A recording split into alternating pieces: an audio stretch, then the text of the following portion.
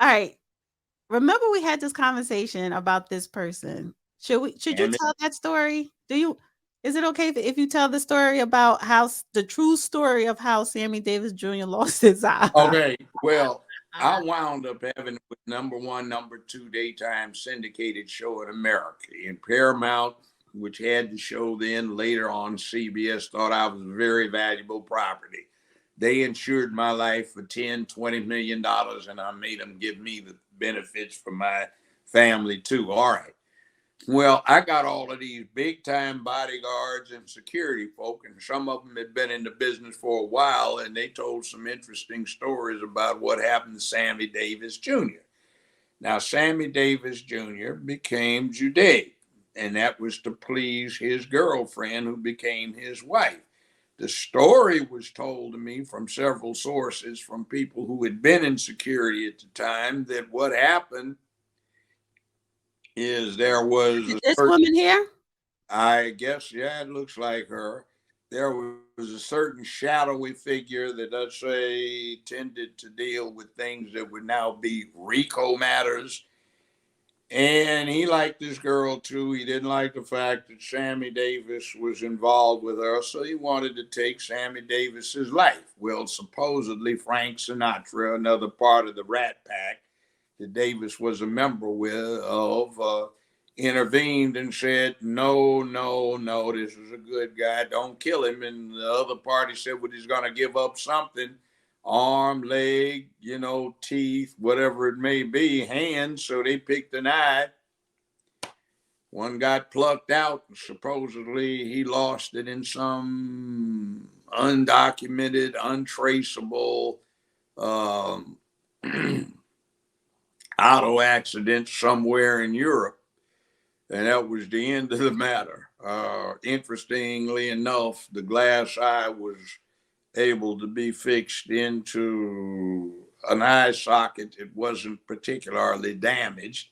Supposedly, he got the choice of picking the eye, and what was reported back to me was that since he was right eye dominant, he picked the left eye to be sacrificed, so he kept breathing and continued to entertain. Mm-hmm. Now, that's supposedly what happened. Now, just think about it. Are you going to have that nice little eye patch over what's likely to have caused you to be blinded and destroyed your left eye in an automobile accident? No. So the story that came out, how he lost his eye, was in an automobile accident. But the Yeah. true story is the mafia took his eye. I say mafia. I'm not going to say that. Oh, okay. Well, Somebody that would probably be prosecuted for RICO offenses now. okay. I'll just They took his eye because he married the white woman. know one of these people who would probably have been prosecuted under RICO today, like the woman, and he was going to wipe Sammy Davis out for the offense of stepping in and taking the woman. So Frank Sinatra intervened and said, don't kill him. And the guy said, well, he's going to have to give something up. So they negotiated that he would give up his left eye. Who negotiated? Frank Sinatra and the Frank unknown Sinatra and Sammy? individual negotiated this arrangement. Without Sammy Davis Well, Jr.'s Sammy knowledge. Davis cooperated because Sammy Davis wasn't one of those badass folk that was. So he let them take his eye? Or Yeah, did they sneak attack him? well, so he could keep breathing. He said, okay, take my eye. So and instead of you killing me, I'll let you take my eye and lay down Yeah, and in let him other take his words, you're eye. gonna give up something. I would have been like, listen, if you're going to take my eye, like I'm not going to walk into your office and let you take my eye. I'd Well, rather for you to the attack point me. is they would have killed him. Okay, let's put it this way. How about why didn't he just Let's leave? put it this way. Why Let's put it this way. I had a friend. He's now dead of natural causes, but he was a college professor, but he was a professional hitman. He took down quite a few people for professional hits. Now, this is a college professor. I had some other acquaintances, and there was a wait, but my few. point is, listen, why didn't Sammy Davis Jr. just leave the white woman alone? You Well, mean to he you apparently wanted to didn't want sacrifice to. your eye for this Well, white woman? hold on. At that point, somebody had been offended, their dignity had been compromised, and they needed to save face with their colleague. So something I had to would be. have just been like, here, you can have her. No, but the damage was done. Somebody's rep was gone. So I'm Okay, gonna get moral some. of the story. Leave white women alone. No, that's not the moral of the story. The moral of the story is Hollywood got brought back in touch with a reality.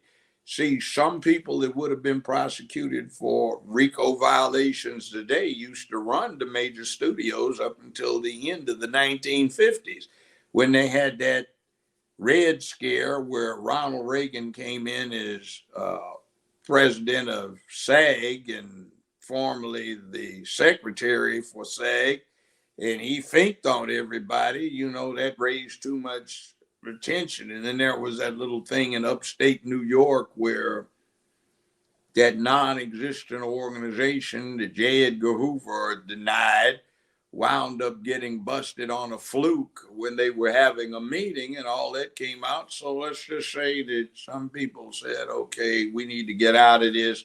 This is lucrative. We'll still get, we have investments. This is legit money. We'll just leave it at that, which, by the way, is one reason that Hollywood is such a mess now, is when, let's say, a transgression could reduce itself to a lost eye or a broken kneecap. I don't want to go into too much details because I got to move on. I mean, literally, when you messing up could result in a crushed leg or broken bones or something like that, people tended to behave acceptably. When those folk bailed and left Hollywood with no rules, then those little soy boy types got in charge and things went to hell. So Hollywood right now does not operate as a business.